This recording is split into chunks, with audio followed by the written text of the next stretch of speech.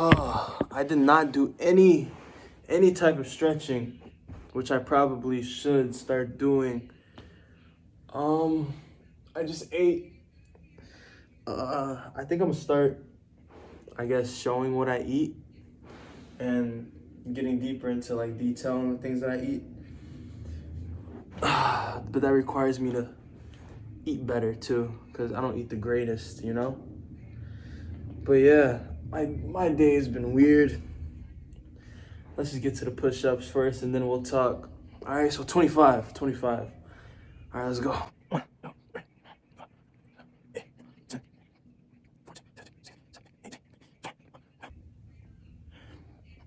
Whew. I think that was 25, I'm not sure. I think I either did one more, like 26. I'm not sure, but all right. Like I said, today's been weird. You know, every day's weird, but today my legs look probably mad long, bro. I promise you, I'm not that tall. But first question is, what is the difference between knowledge and belief? Now, I have a thing where I say that I don't have a religion. I've said this before, my father is Muslim, but I come from a Christian family. I got into a point recently where I feel like I'm old enough to, think my own thoughts. And I believe that most people call themselves a particular thing strongly due to the fact that they were born into a particular religion or a particular theory of whatever life is. Like, it all depends on where they're born. If you were born into a Christian family, you probably grown up as Christian. I have Muslim friends, and I've told them before that you're gonna grow up Muslim if you were probably born in a Muslim family. Like, just chances are. And so when I started seeing life that way, that most of the things that we believe aren't necessarily logical or our own knowledge, it's all based on our environment. When I started seeing things like that, I kind of chose to strip myself of what I thought was knowledge, but was really just beliefs that were thrown onto me. I stripped myself of that, and I realized that I really don't know much about anything. And I'm actually very more ignorant to a lot than I guess probably thought. And so I think the difference between knowledge and belief is, with knowledge, you have to really go out there and discover things for yourself. And you may pick up on certain ideals. And although you may be wrong or you may be right, it can still be a sort of knowledge due to the fact that you found it yourself and you chose to see it from a particular perspective opposed to a belief. I hope that makes sense. I don't want to give too much. I want to get straight to these push-ups. So yeah, let's get it. 25. 2, 3, 4, 5, 6, 10, 11, 12, 13, 14.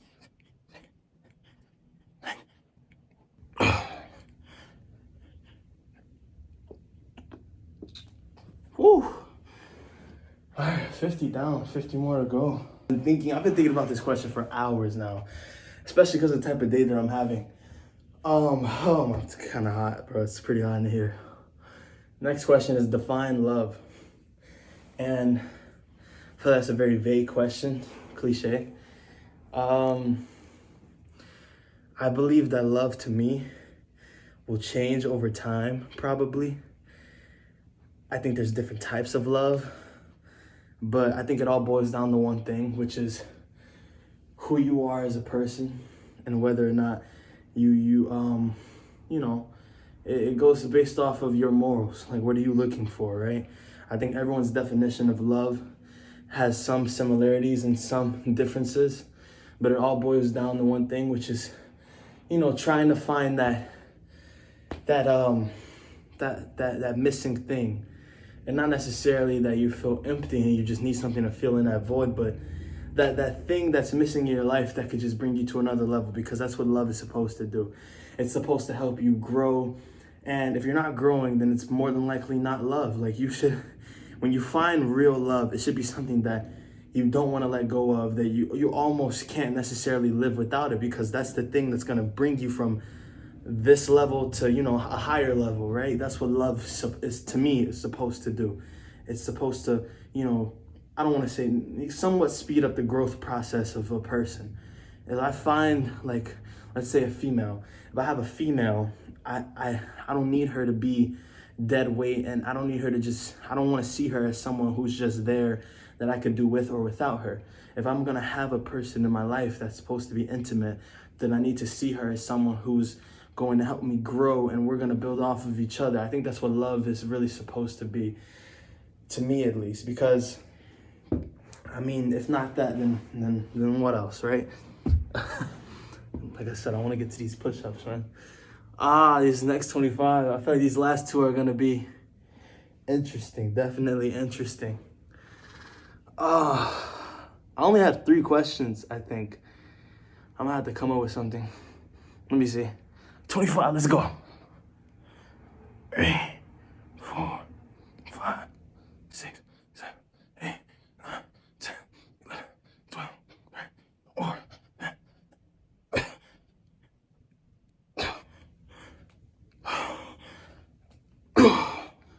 22.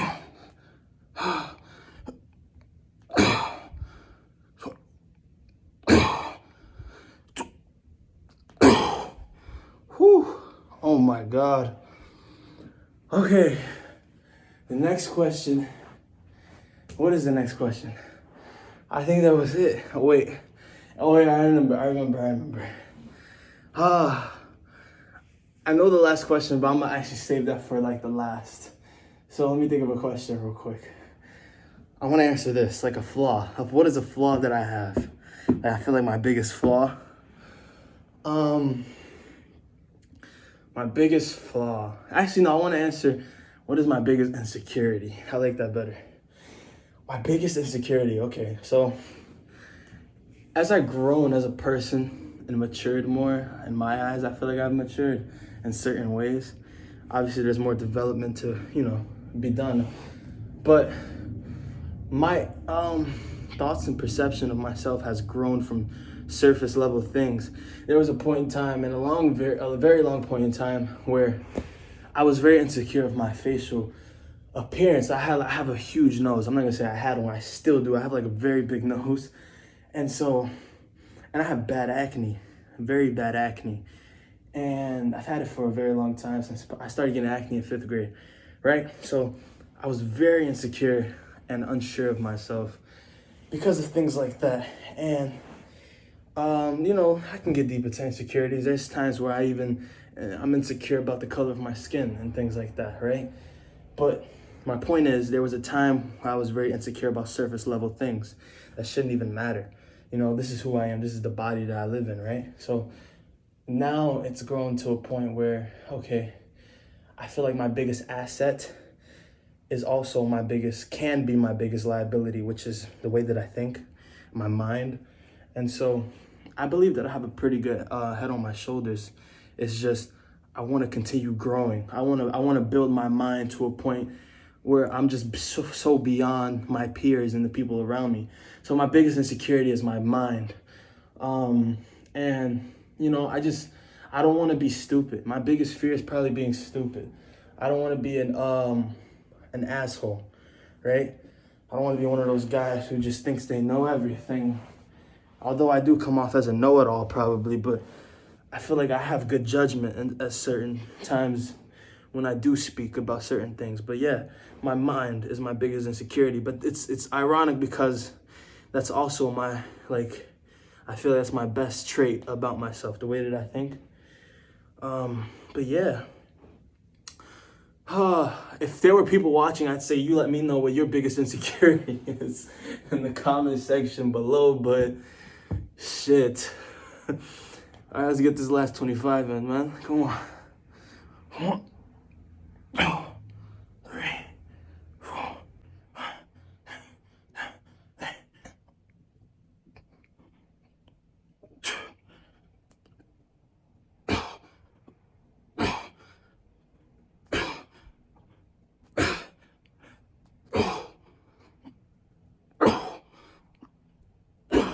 I was 20.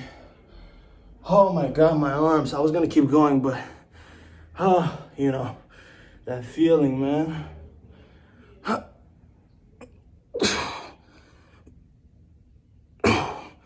I'm trying to go all the way. 2 more. Come on. 1 more. You know that feeling? Okay. Those were some scuffed ass push-ups, but I felt that shit, so don't worry. Oh my God. All right, the last question is, how am I doing? How am I doing? Honestly, I'm not doing great, but I'm not doing bad. Like, there was a point in time where I was doing way worse than what I'm doing right now, right? I mean, I would be in this room, and I still do this. I'm in this room for like the majority of my day. I haven't left this house in general for like the past 2, 3, 4 days probably. I haven't been out the house since Sunday, and today is Thursday, about to be Friday. So I've been in this house for that long. So you can imagine, and it isn't like it was just this week, this is how it is majority of the time, so you can imagine how bad and boring it must get, you know, when I'm in my head. But, you know, me personally, I feel like I'm a strong individual, and there's nothing that I can't make it through. Although times is tough, definitely right now, but you know, I'm getting by. Like, I have a plan, I have a dream that I'm following, and I'm sticking to it. So whenever I feel low, which is probably all the time, I just think about what I'm doing right now, which is making these videos. And although there's not people watching right now, or besides the people that I recommend, I still think about where it could possibly go. And that's the stuff that keeps me, you know, going, keeps me pushing, because I can see this working out somehow. You know, I got these books with me, I got the piano, you know, I'm practicing different things, I'm teaching myself stuff. So I've always been a self-taught individual, so I rely on myself a lot to build my brain up and stuff, you know? So I got this thing going on, I got a good thing going on for myself. And, you know, it's a struggle, but my father always tells me that struggle builds character, and it adds substance to a person. So, you know, I try to stick with that as much as I can whenever I feel like giving up. And it's okay to give up sometimes. Sometimes you need a break from things to come back even stronger. So that's how I'm doing right now, if you can sum all that up. But yeah, this is basically it. And should I do like a pose? You know, we just did 100 push-ups, you know? So I'm gonna go take a shower, and I'm gonna get to bed. I'm gonna edit this video tomorrow, and it's gonna be great. Let me do my pose. Yeah, you probably can't see me because of how black I am. I probably like a shadow, but yeah. All right, that's the thumbnail.